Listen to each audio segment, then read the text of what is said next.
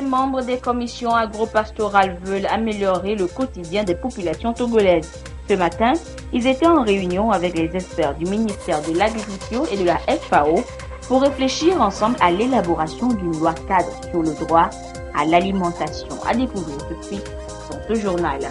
Et puis, bonne nouvelle pour le Togo. Notre pays a validé 12 des 20 indicateurs du programme Millennium Challenge Corporation qui permet ainsi de tendre vers l'aide octroyée par le gouvernement américain à travers ce programme.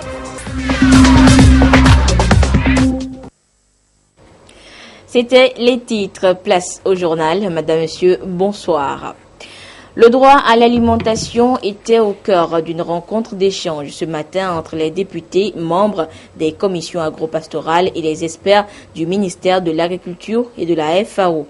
Ensemble, ils se sont retrouvés pour penser à l'élaboration d'une loi cadre sur le droit à l'alimentation dans notre pays. Les précisions avec ce reportage de Kwasiglé et Tchassinam Baga. Manger, surtout bien manger, est un droit fondamental de l'homme. Comme tel, l'alimentation doit être encadrée et réglementée par des lois. Le Togo, en la matière, ne dispose pas encore d'instruments juridiques.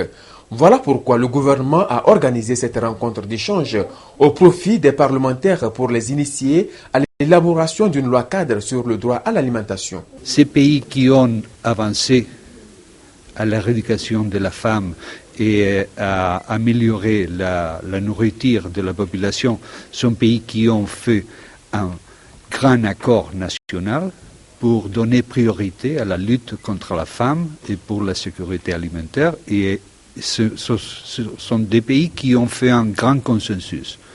Et c'est le Parlement l'espace de consensus. Les travaux vont porter sur les techniques et outils d'élaboration d'une loi cadre sur le droit à l'alimentation. Les expériences des pays qui disposent déjà d'une loi cadre vont être partagées. Ces assises vont aboutir à une feuille de route sur l'élaboration de la loi cadre sur le droit à l'alimentation au Togo. Le gouvernement se fait accompagner dans ce processus par la FAO. C'est au regard du grand intérêt manifesté par les différents acteurs du Togo, particulièrement l'engagement du gouvernement et des honorables députés à l'Assemblée nationale, que la FAO se propose de continuer son appui aux efforts du pays pour la réalisation progressive du droit à l'alimentation. Mettre chaque citoyen à l'abri de la faim est le souci permanent du gouvernement, a rappelé le ministre de l'Agriculture et de l'Élevage. Il a souligné l'importance pour le Togo de disposer d'un cadre juridique sur le droit à l'alimentation.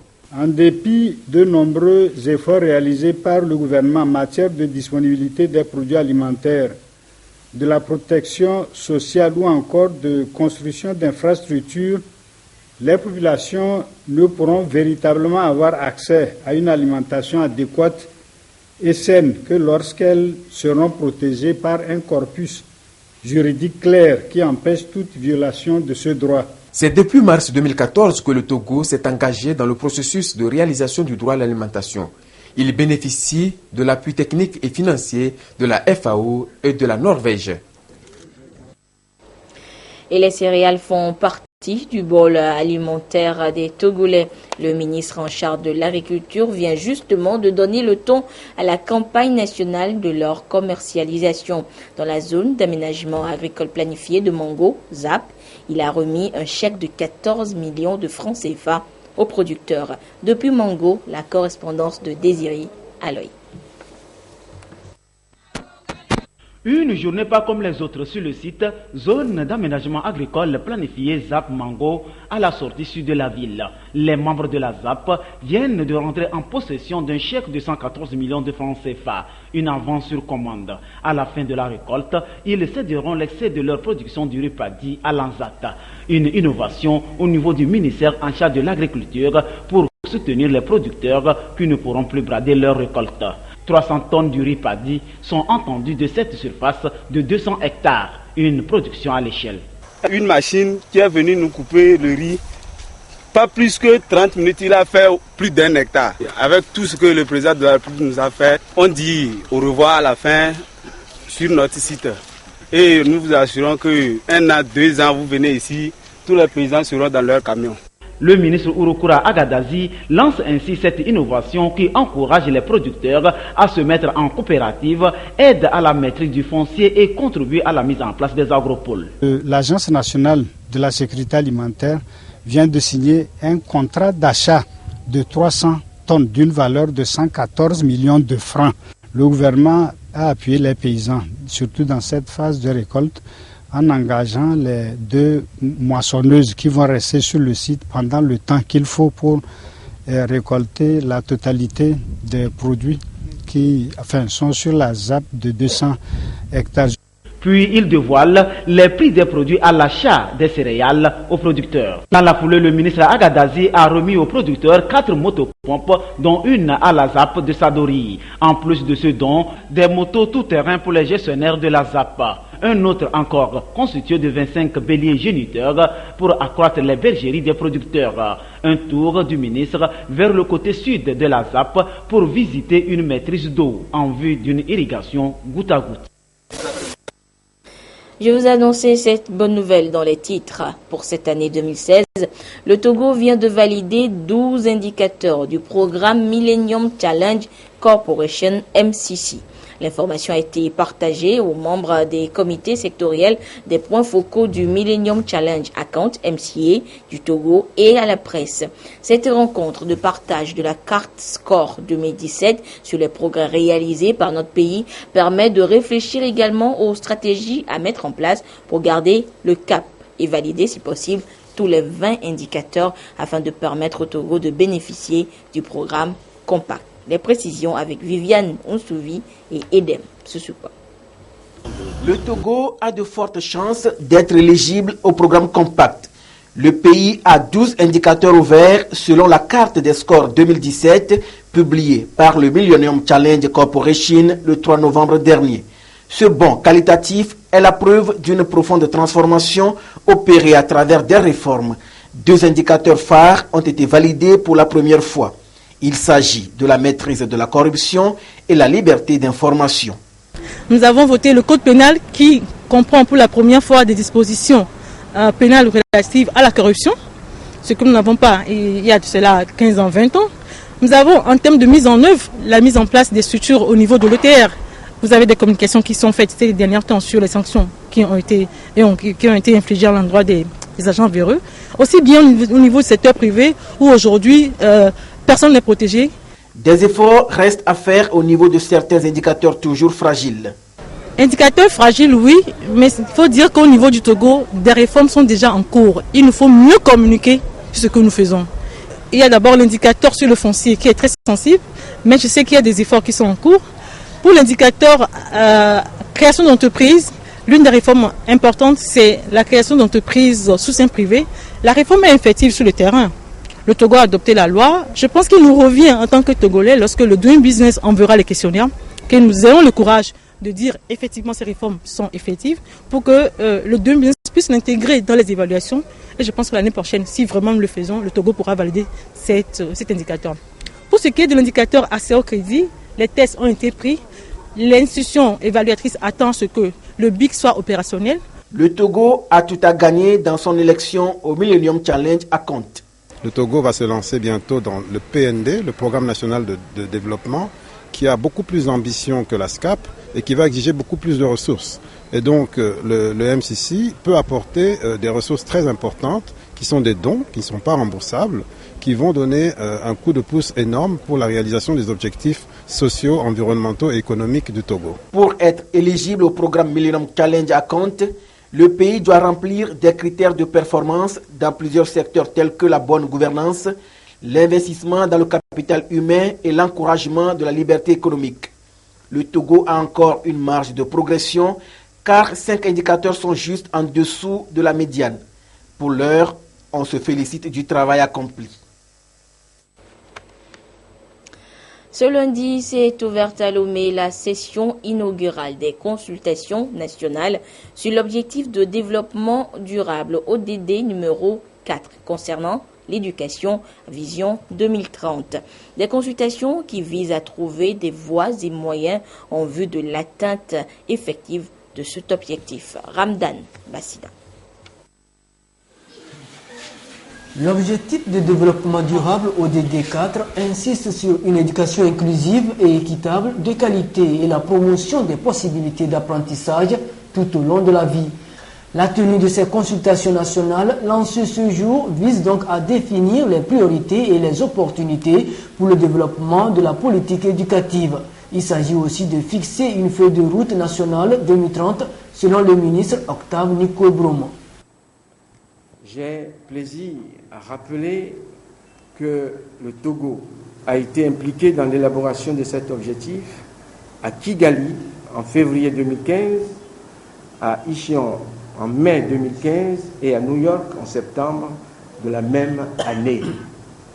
Notre pays, sous les hautes directives du chef de l'État, son Excellence Faure Essoazina Gnassingbé, a été ainsi un acteur important dans le processus d'élaboration des ODD en général et de l'ODD 4 en particulier.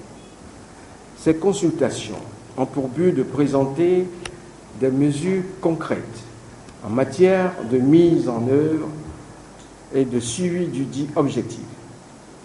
C'est dans cette optique que votre assistance, Monsieur le Directeur général adjoint, et celle de votre secteur seront d'un grand apport pour le Togo.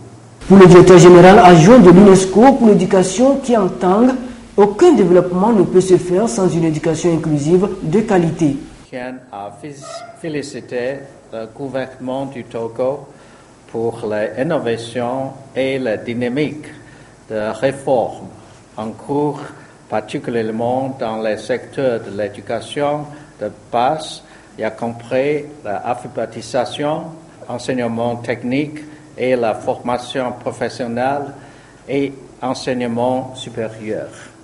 À travers ces consultations, un nouveau départ pour l'éducation est tracé. Priorité sera donc faite à toutes les nouvelles stratégies visant à l'atteinte des ODD 4 d'ici 2030. Éducation, toujours après justement l'ouverture de cette session inaugurale, le rapport mondial de suivi de l'éducation 2016 a été présenté. Le Togo fait figure de bon élève, même si des efforts restent encore à faire. Le résumé du dit rapport dans ce reportage de Ramdan Bassina. Dans le souci d'être au rendez-vous de l'agenda 2030 sur l'éducation, le Togo avait déjà pris de l'avance en élaborant son plan sectoriel couvrant la période 2014-2025. Et déjà, les résultats sont là. Sa mise en œuvre a permis des avancées notables à tous les niveaux, notamment au niveau de l'accès et de la rétention. C'est ainsi que dans l'enseignement primaire, le taux net de scolarisation est passé de 86% en 2010-2011 à 95,5% en 2015-2016, soit une progression de plus de 9 points. Pour l'achèvement universel, nous enregistrons un taux de 85,2%, mais avec des disparités liées au genre, bien que la parité filles-garçons soit presque atteinte au préscolaire et au primaire. En ce qui concerne l'enseignement technique et la formation professionnelle, le nombre d'apprenants pour 100 000 habitants a plus que triplé. L'UNESCO qui appuie le Togo à la coordination de cet agenda pour l'horizon 2030 sur l'éducation salue ici les efforts consentis. Cette institution relève toutefois des manquements et encourage les États à suivre les recommandations du rapport mondial sur l'éducation. Concernant le Togo, il y a des points forts et des points faibles. Donc sur les points forts, le rapport a salué le fait que le Togo investisse plus de 4% de son PIB et plus de 19% également de ses dépenses publiques, ce qui est bien au-dessus de la norme qui est fixée par l'UNESCO. Donc le Togo fait beaucoup mieux et le rapport félicite le Togo sur cette question. Le rapport souligne également le fait que le Togo fasse énormément d'efforts aujourd'hui pour donner plus de possibilités d'accès et de maintien dans le système éducatif. Dans le rapport mondial de suivi sur l'éducation, il urge d'adopter des approches nouvelles visant une éducation inclusive à 100%. Au rythme actuel, seulement 70% des enfants des pays à faible revenu auront achevé l'école primaire d'ici 2030. Toujours au chapitre éducatif, retenez que la deuxième promotion des étudiants du Centre de formation au métier de l'industrie CFMI a fait sa rentrée ce lundi. Ils sont 80 étudiants à entamer les cours dans différentes filières, notamment la mécanique diesel, le froid industriel, la mécanique d'entretien et autres. Ils ont 14 mois pour finir la formation et en sortir avec un diplôme, celui du brevet de technicien industriel BTI. Les précisions avec Serge Tastom et Silver Abdou. Présence effective des étudiants dans les salles de formation, tout comme dans les ateliers, marque le début de la reprise de la rentrée académique au Centre de formation au métier de l'industrie CFMI. Ils sont 80 étudiants répartis dans chaque filière et constituent la deuxième promotion. L'admission dans ce centre nécessite un concours d'entrée. Il faut être titulaire du bac 2. Toutes séries confondues. Après, on fait la sériation, c'est-à-dire ceux qui ont fait la série littéraire, on les pousse vers, disons, la mécanique diesel et, disons, l'activité de chaudronnerie. Pour les autres qui ont fait les séries scientifiques, c'est eux qui font la climatisation, le froid industriel, la mécanique industrielle et l'automatisme qu'on appelle l'électromécanique. Le CFMI est un centre de formation professionnelle destiné aux professionnels du secteur industriel et aux jeunes demandeurs d'emploi. La présence des responsables d'usines et d'entreprises à cette cérémonie témoigne donc de l'attachement qu'ils accordent à ce centre de formation. Vous imaginez les jeunes qui sont appelés à finir leur parcours dans plus de 14 mois, devront être opérationnels. Aujourd'hui, ils ont la capacité, la possibilité de pouvoir déjà aller dans ces entreprises, aller voir comment on se comporte, comment est l'environnement industriel et déjà s'apprêter pour relever le défi. Ce centre a été inauguré par le chef de l'État 7 mois après son démarrage. Son objectif est de permettre aux entreprises du secteur industriel d'accroître leur compétitivité et leur productivité en ressources humaines, bien adaptées aux réalités actuelles. Le centre de formation au métier de l'industrie CFMI a donc déjà déployé certains étudiants en fin de formation sur le terrain pour un stage de perfectionnement. Ce centre vient justement répondre aux besoins des apprenants et des industries à une adéquation entre la formation et l'emploi. Quels sont alors les cours dispensés dans chaque filière du CFMI et à quoi les apprenants doivent s'attendre à la fin de leur formation? Les réponses dans ce dossier réalisé par Serge Tastom et Silver Abdou. Des équipements industriels de toutes sortes installés dans chaque section pour offrir une formation de qualité aux apprenants du centre de formation au métier de l'industrie. C'est une initiative du gouvernement pour répondre à la quête permanente de la compétitivité au sein des entreprises. Et dans chaque filière, comme ici, dans cet atelier de froid industriel et climatisation, tout le dispositif est là pour un meilleur encadrement répondant à l'adéquation formation-emploi. Nous faisons la climatisation individuelle, centralisée, les groupes d'eau glacée. Et en plus, nous couvrons tout ce qui est production d'eau glacée. Et troisième, c'est que nous faisons les chambres froides industrielles. Tout ce qui est conservation des denrées avec des machines que vous voyez ici. Le CFMI dispose de 5 filières avec 16 apprenants par option. La chaudronnerie, la soudure, l'électricité, la mécanique diesel et d'entretien en sont quelques-unes. Ici, nous sommes dans l'atelier de mécanique d'entretien où nous formons des techniciens qui seront appelés à faire des interventions de maintenance industrielle dans le domaine de la mécanique. Ils seront appelés à travailler, par exemple, dans les entreprises où on a besoin des mécaniciens qui vont réparer des machines. Pour cette formation industrielle, tout passe donc par l'initiation à l'utilisation des machines en vue de permettre aux étudiants d'être opérationnels sur le terrain. Et c'est cette réalité que vivent également ceux de la filière tuyauterie et soudure.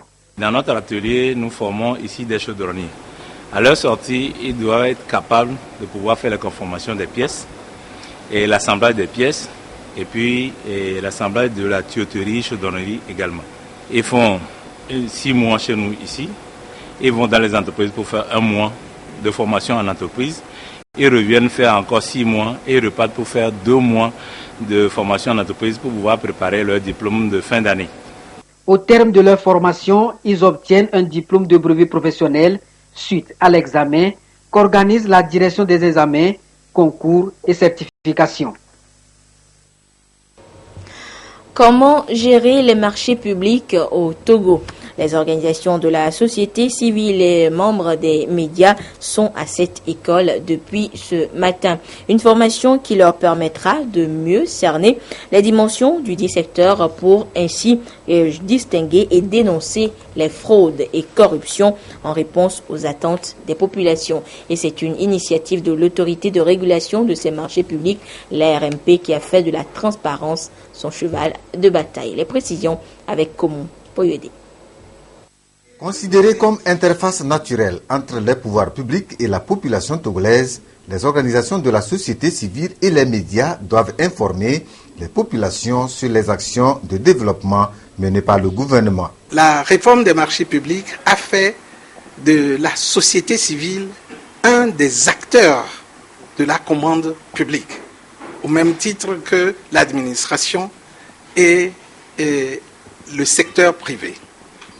Alors, il appartient à la société civile d'amener la population à contrôler certains projets qui sont réalisés à leur intention et à dénoncer les irrégularités que la population constate ou bien les acteurs de la société civile constatent. Cette démarche de la RMP s'inscrit dans la logique de la politique du gouvernement togolais qui fait de la transparence un des leviers essentiels dans la construction d'un état de droit.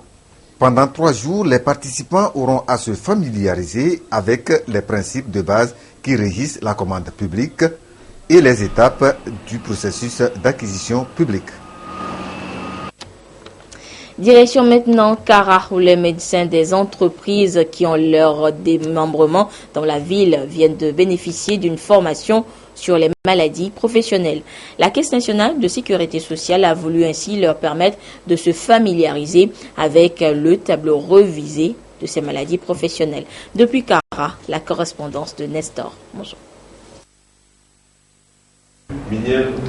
Pour compléter la loi 2011-006 du 21 février 2011 portant code de sécurité sociale, le chef de l'État a pris le 27 juin 2012 le décret 2012-0043 qui porte révision des maladies professionnelles. Ces maladies ne sont pas toutes connues des médecins des entreprises. La CNSS, Caisse nationale de sécurité sociale, s'est engagée à outiller ces médecins. Une maladie professionnelle, c'est une maladie que l'on contracte au cours du travail et qui est inscrite sur un tableau. Et sur ce tableau, nous retrouvons 3 colonnes. La première colonne va parler des symptômes, les différents signes qu'on peut avoir. Dans la deuxième colonne, nous parlons du délai de prise en charge. Ce délai de prise en charge court de la cessation de l'activité jusqu'à l'apparition des premiers signes ou des premiers symptômes de la maladie. Et dans la troisième colonne, on détaille la liste exhaustive ou non des activités qui, quand elles sont réalisées et nous présentons ces symptômes, on les considère comme maladies professionnelles. La liste des maladies professionnelles a été établie par la loi pour pouvoir indemniser ceux qui présentent ces pathologies. Mais ce qui est préférable, c'est d'adopter des stratégies de prévention. Il y a des maladies liées à l'utilisation du plomb ou à l'exposition au plomb, des maladies liées à l'utilisation ou à l'exposition à l'amiante, des maladies liées au bruit, lorsque le bruit dépasse la limite tolérable de 80 décibels et que les gens y sont à longueur de journée, à longueur de semaine et d'année, eh bien ils peuvent devenir malentendants ou carrément devenir sourds. Donc voilà un peu quelques exemples de maladies qui aujourd'hui peuvent être prises en charge par la CNSS. Donc il faudrait que les médecins qui sont en entreprise maîtrisent les conditions dans lesquelles les travailleurs peuvent contracter les maladies et donc faire de la prévention, amener l'entreprise à faire de la prévention pour éviter que les travailleurs qui sont exposés à ces facteurs de risque ne développent effectivement les maladies. Sur le tableau des maladies professionnelles au Togo, y figurent 46 types de maladies. Comment lutter contre le réchauffement climatique? La question reste posée et elle est au cœur de la COP22 ouverte ce lundi à Marrakech au Maroc. Et la solution pourrait venir des énergies renouvelables. Paris pour le climat est accepté. C'était il y a un an. l'émotion, les larmes de joie. Après d'âpres négociations, l'accord de Paris est adopté. 195 nations s'engagent à tout faire pour maintenir le réchauffement climatique en deçà des 2 degrés. C'est une grande victoire pour l'humanité parce que le monde a su se rassembler aujourd'hui pour faire une promesse aux générations futures. Passer de ces belles promesses aux actes, rentrer dans le vif du sujet, c'est tout l'objectif de la COP22. 20 000 représentants des différents pays se retrouvent à Marrakech et ils vont devoir se pencher sur les plans nationaux élaborés pour réduire les émissions de gaz à effet de serre. Avec des questions très concrètes, comment mesurer les efforts, comment créer un thermomètre commun. Autre point, trouver les 100 milliards de dollars par an promis par les pays riches pour aider les plus pauvres à s'adapter au changement climatique. Bien sûr qu'on rentre dans le plus dur. Le temps des promesses, c'est un temps qui est à la rigueur assez facile quand tout le monde est plein d'enthousiasme et qu'enfin on a convaincu. Mais quand il s'agit de passer au réel, au concret, quand il s'agit de dépenser et de mettre sur la table les 100 milliards par an, on sait bien que c'est là que ça risque de coincer. C'est pour ça que la COP22 est cruciale. C'est parce qu'il faut vraiment qu'on passe des belles promesses à des actes concrets. La COP22 sera donc révélatrice de la volonté réelle des États. Et il y a urgence. 2016 risque d'être l'année la plus chaude jamais enregistrée. Jour J-1, demain les Américains iront aux urnes pour élire un nouveau président ou une nouvelle présidente. Mais pour l'heure, c'est la dernière ligne droite pour les 2 candidats à la présidentielle. Hillary Clinton et Donald Trump multiplient les campagnes pour convaincre les indécis. Et l'heure est également au dernier pic entre les 2 adversaires. Regardez. Et le sprint final, 575e jour de campagne, l'ultime marathon avant le scrutin. 3300 km au programme pour Hillary Clinton, 4 meetings aujourd'hui dans 3 États. 5 même pour son rival Donald Trump. Les 2 candidats ne lâchent rien. État décisif pour Trump, la Floride, celui qui pourrait faire basculer l'élection. Entre 2 tirades contre sa rivale, le républicain choisit l'autodérision pour faire pencher la balance. Pas mal ces cheveux, non? À Pittsburgh, Hillary Clinton jette ses forces dans la dernière bataille. Aux États-Unis, les candidats ont le droit de s'exprimer jusqu'au dernier moment. Alors face aux journalistes, elle veut rassembler au-delà de son camp. Je veux vraiment être la présidente de tous, de ceux qui vont voter pour moi et des autres. Dernière étape pour elle, un grand show prévu ce soir vers minuit à Philadelphie. Le couple Obama sera là pour la soutenir et même la star du rock, Bruce Springsteen. Tous les moyens sont bons pour séduire les derniers indécis avant le jour J. Retour en page nationale et je vous donne lecture de cet arrêté interministériel portant ouverture d'un concours interne de recrutement des cadres moyens de la statistique session du 30 novembre 2016. Le ministre de la fonction publique et son collègue de la planification portent à la connaissance du public qu'un concours interne de recrutement d'agents techniques de la statistique est ouvert le lundi 7 novembre 2016. Ce lundi, donc, dans le centre unique de Lomé aux fonctionnaires de la catégorie B de l'administration publique et concerne tous les ministères. La date d'écrit est prévue pour le mercredi 30 novembre 2016 dans le centre unique de Lomé. Une formation d'une durée de 9 mois est prévue à l'École nationale d'administration ENA de Lomé et sera sanctionnée par un diplôme d'agent technique de la statistique. Un diplôme d'agent technique de la statistique sera délivré par l'ENSEA et l'ENA aux élèves méritants. Et pour plus de détails sur ce concours interministériel, consultez le quotidien national Togo Presse. Un bateau de croisière a accosté au port autonome de Lomé ce matin. À son bord, près de 500 touristes, en majorité de nationalité britannique et américaine. Durant 24 heures, ils auront donc à visiter quelques sites touristiques du pays et surtout le marché des fétiches. Lucas. Marché des fétiches de Lomé, premier attrait touristique visité par ces voyageurs, fascinés par les cultures et traditions africaines. Arrivé au Togo par le bateau de croisière Seven Seas Navigator en provenance de Takoradi au Ghana, ces touristes, en majorité américains et anglais, trouvent ici leur compte. On aime beaucoup le Togo parce que les gens en général sont très gentils. Le temps fait beau, il y a beaucoup de choses à voir. Et on a justement acheté un souvenir. Je l'aime bien, avec les plumes en couleur. On se laisse guider par la forme, comment on peut voir. Pour nous, c'est de l'art. Hein. On nous a souhaité le bienvenu ce matin dans le port avec un groupe qui dansait. C'était très, très beau, une forme d'art, quoi. On ne connaît pas. Près de 500 personnes ont foulé le sol togolais à bord de ce bateau de croisière, le 4e qui mouille les côtes togolaises cette année. C'est des gens qui sont descendus au Togo, d'abord pour découvrir nos sites, monuments et attractions culturelles que nous avons dans le pays.